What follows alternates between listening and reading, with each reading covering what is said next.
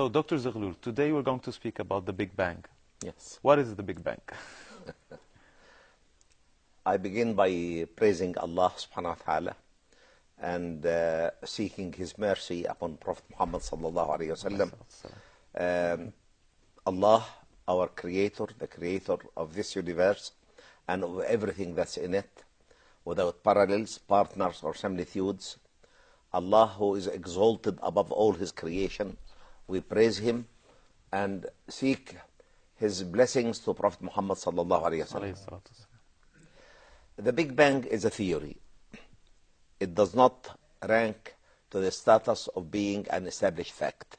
It is still a theory. It is still a theory.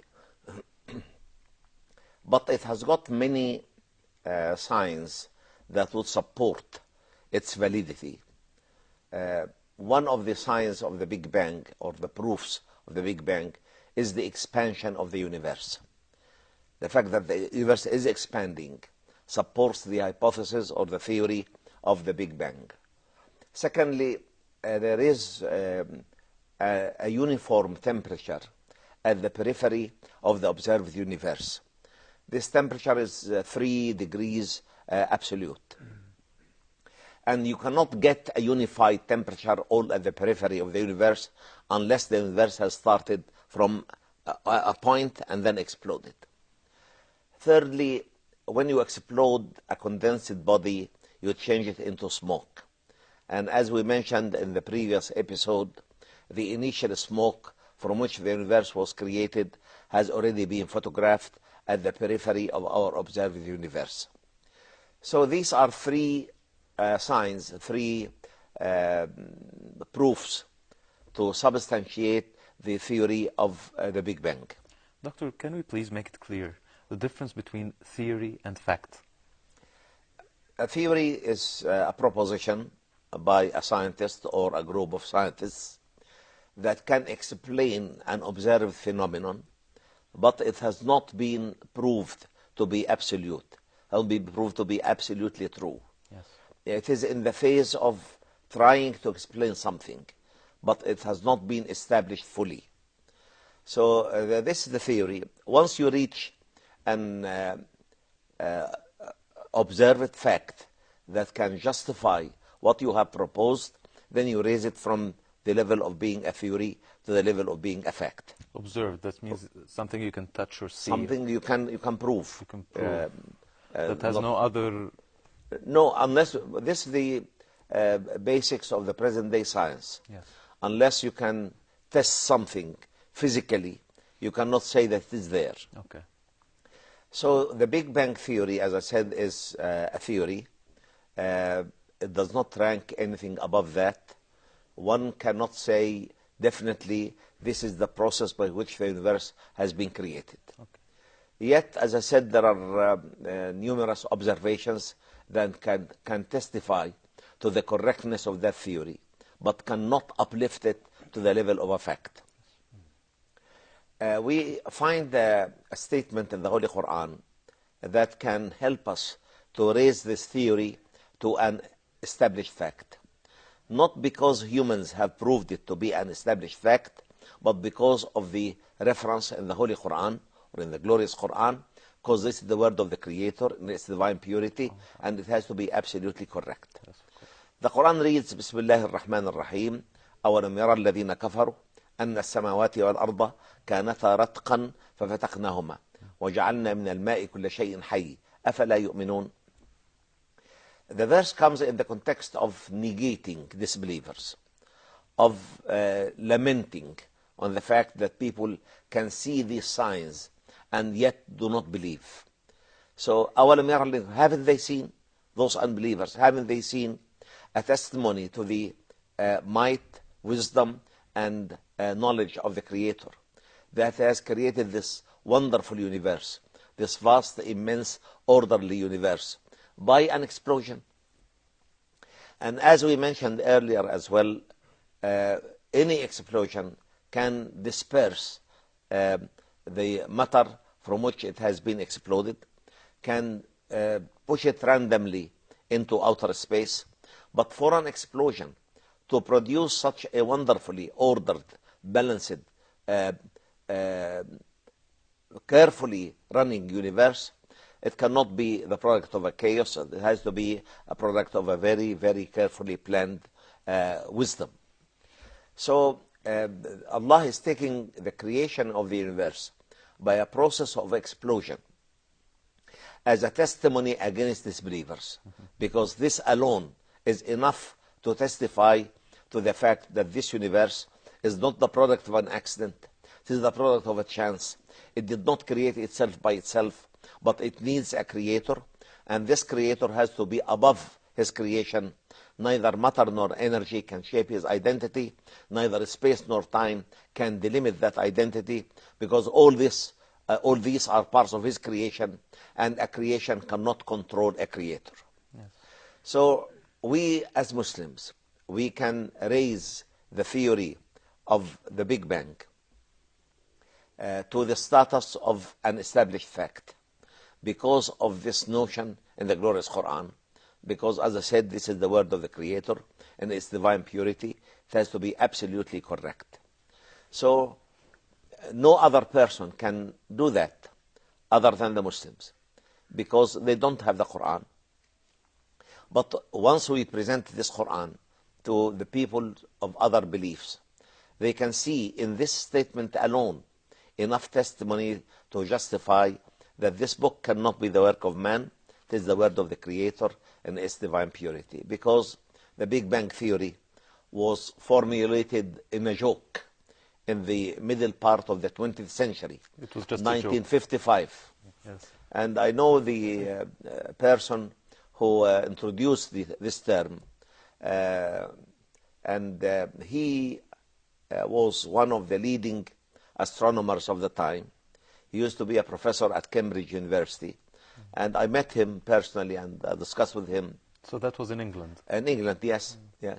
And this man was an adamant supporter of the steady state theory. Oh. He said the universe is eternal. It has no beginning and will have no end. And they called it the steady state theory.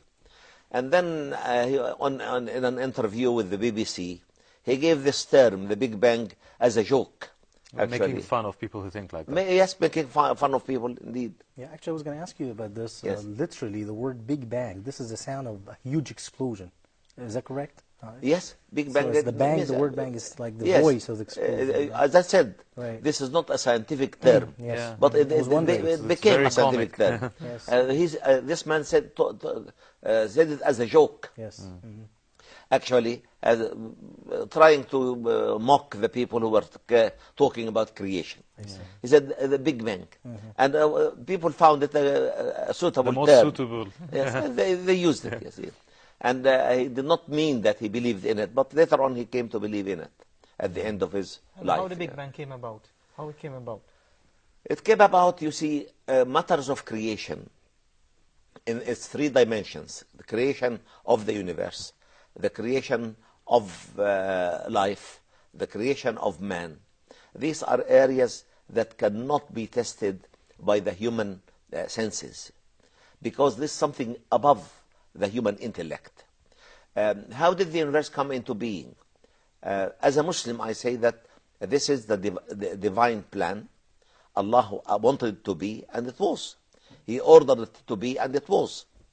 For a secular scientist, he would say the condensation of matter and energy into a small entity would cause that entity to be in a critical position, in an unstable condition. So it had to explode, because he does not want to admit a creator to the universe. He would say this was a critical state, and it just exploded. But one of the leading professors of astronomy of today, he wrote in one of his wonderful books, saying that we know that any explosion is a dispersion of matter and energy. But no explosion can build. Explosions usually destroy. Right. An explosion cannot build. But for an explosion to build this wonderful universe, it has to be a carefully planned explosion. And this not just scholar is Muslim? something that would happen randomly or out of chaos. He's Muslim, this scholar? No. He's not Muslim. It's not Muslim. So How does he react to what he says? Well, sometimes you see scientific activity began in the Renaissance with negating religion. Yeah. And that's why science has taken always the purely materialistic approach. They don't want to go into any kind of belief, any kind of morality, any kind of control over human behavior. Yes. They just contain themselves within matter and energy and nothing more than that. Because of this, most of the scientific conclusions in the past were anti-religion, were against belief in a creator. And even if they see the evidence obvious and clear, they will try to distort things and put it in a framework of saying nature. And when you ask what's nature, Yes. nobody can define nature, you see. So can you define nature to me? But it's a replacement. Instead of saying Allah, he says nature. Yes. Saying the deity or the divine being, he says nature. Just a way of escape. But lately, the bulky conclusions of scientific research have come to support and substantiate and establish every single belief that came in the Holy Quran or in the traditions of Muhammad, peace be upon him. So science by itself today proves that this universe cannot be the product of an accident or a chance or a chaos. It has to be a carefully planned universe. Otherwise, it would have never been the way it is today. And as I said earlier, you see, in the previous episode, these cosmic verses in the Holy Quran are actually an address to the people of our time. It's a way of talking to the people of our time in the only language they can accept and the only language they can understand. And that's why, unless we use them, we'll lose the battle. Yes. I see what you're saying. We have a battle against Islam today, and we have to convince people that their stand against Islam is a wrong stand. And the easiest way to convince them with this are these scientific notions in the glorious Quran. Yes, inshallah. Thank you, Dr. Zaghloul. We'll go for a short break. And after the break, inshallah, we'll continue with the cosmic verses. We start with that. Inshallah. Okay. Thank you, dear viewers.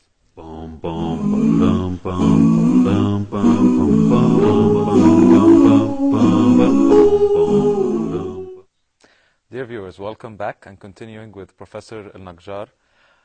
Dr. Zaghloul, we were talking about cosmic verses. Yes. What exactly does cosmic verses mean? Cosmos is the totality of the universe. Yes. Everything that's being. Matter, energy, plants, animals, humans, the earth, the moon, the sun, the stars, the constellations, the wind, running water, clouds, everything. This is the universe, of the cosmos. Yes. You see, and that's why when we say cosmic verses, means verses that relate to the creation in general, Yes. to everything that's been created. Yes. Everything other than Allah subhanahu wa ta'ala is the cosmos. You see. So anything that was created by Allah subhanahu By wa Allah ta'ala subhanahu wa ta'ala. is Naam. okay. And we have discussed the theory of the Big Bang theory, and we said that we as Muslims can raise this theory to the status of a law, actually, the status of an established fact, not because experimental science has proved it to be a fact, but because there is a notion about it in the glorious Quran, where Allah says, أَوَلَمْ يَرَ الَّذِينَ كَفَرُوا أَنَّ السَّمَاوَاتِ وَالْأَرْضَ كَانَتَا رَتْقًا فَفَتَقْنَاهُمَا.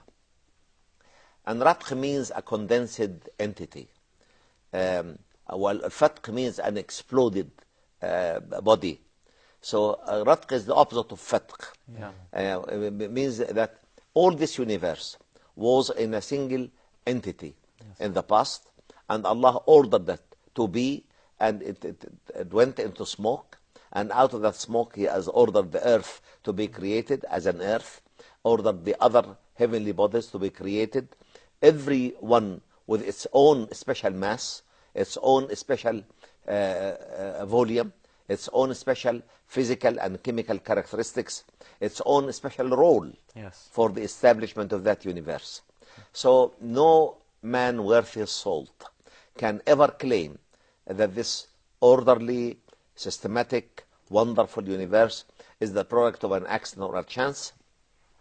But everything in that universe can clearly testify to the knowledge, wisdom, and might of the Creator, and can reflect on the greatness of that Creator who is exalted above all his creation without parallels, partners, or similitudes. But Dr. Zaghloul, was that the same understanding 1400 years ago? I cannot really impose on people 14 centuries ago to understand the scientific knowledge of today. Yes, of I cannot assume that. Yeah. But of course, when a Bedouin at the lifetime of Muhammad sallallahu alayhi wasallam would listen to these verses, he will definitely try to understand it in a way that would appeal to his standard of knowledge, standard of culture, his understanding of the Arabic words. Definitely the Arabs at the time, moment of revelation, understood that heavens and earth were an entity. Yes. And this is found in all the tafsir. And this fact came to human knowledge through experimental science only in the 20th century. Yes. If you told anybody before the middle part of the 20th century, actually 1955, Yes. 19, very close. before 1955, if you tell anybody that the earth and the heavens were a single entity, they would just laugh at you. They wouldn't believe it at all. And that's why I'm saying one of the most miraculous aspects of the Holy Quran is that the verse, of course, verses related to religion are very simple Yes. and very obvious. You cannot get to understandings of it. But I'm talking about the cosmic verses. Because these were tailored for all times. Yes. For all times. A Bedouin at the time of Muhammad sallallahu alayhi wasallam would find something in it that would suit his intellectual level. Yes. But now we see something different in it. And the two understandings do not contradict. Yeah. They Complete each other. integrate each other. Yes. You see. But And- how, yes. how did the Prophet Muhammad explain that? Or Definitely he understood it. Yes. Definitely. No, but how did he explain it to his companions? How Of did course, it he work? wouldn't explain it in the way we talk about it Right. today, because the human intellect at that time could not possibly grasp Sure. what we understand today. Absolutely. But he definitely understood the details of it, because he was in contact with Archangel Jibreel all the time. Archangel Jibreel used to come to him every night of the month of Ramadan to read the Quran with him and explain it to him.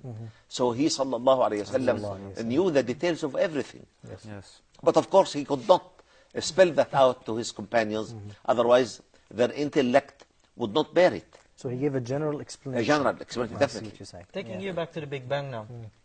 The verse states that there was the heaven and earth together. Yes. Therefore, there was a matter that was present before the Big Bang happened. How do scientists explain that this matter came into being? By chance? And how can They it... cannot explain it. Okay. They cannot explain it. And this is, again, one of the necessities of Muslims coming forward to explain these things to people who have no faith. Because, you see, they get lost.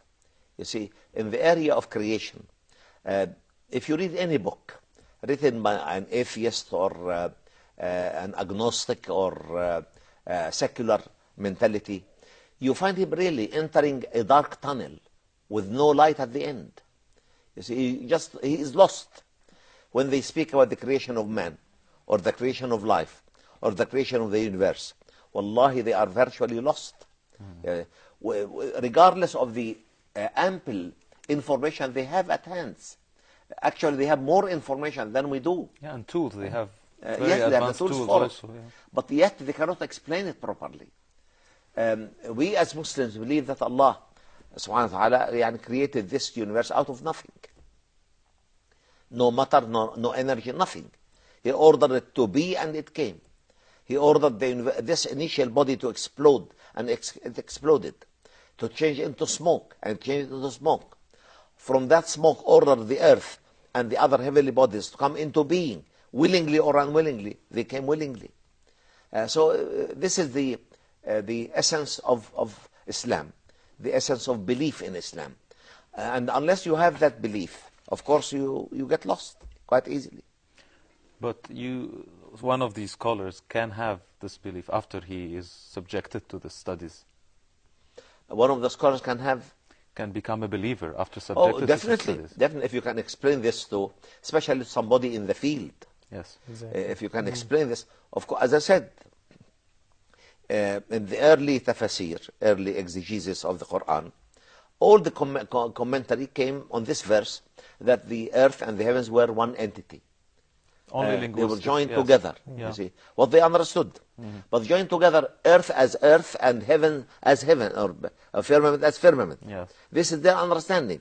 But now we understand that they were not necessarily in their present day shape. Yes. They were in an initial form, which we don't know anything about it.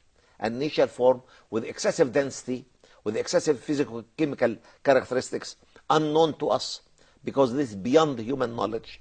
Then Allah subhanahu wa ta'ala ordered it to explode. It did explode. Yes. To change in smoke, created from that smoke whatever He liked to create. And we have this wonderful, systematic, orderly universe. Is this information present in any other religious book? I beg your pardon? Is this information present in any other religious book? No. Only if in you Quran. look at the areas of creation in the Pentateuch, the first 5 chapters of the Old Testament, which they consider it to be the Torah, you will find a language that is of the level of the knowledge of the time. That's very simple, very primitive. It may have some initial correct source, but when you change the divine language into human language, you actually distort it quite a lot. So they talk about creation of the universe, but in a very primitive way that nobody today cannot accept. challenge the science of today.